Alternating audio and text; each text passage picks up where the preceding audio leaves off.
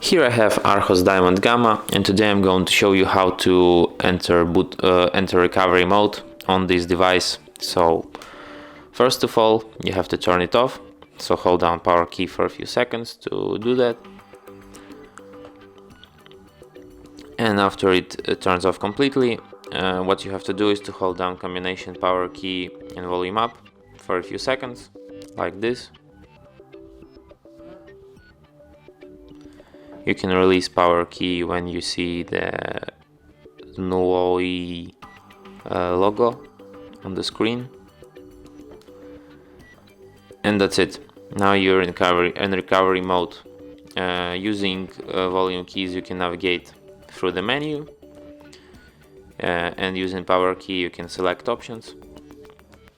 Here you have these options like reboot system now, reboot to bootloader, apply update from ADB, apply update from SD card, wipe data factory reset, wipe cache partition, mount system, view recovery logs, and run graphics test, and power off. If you want to exit recovery mode, just select first option, reboot system now, and your device will be restarted.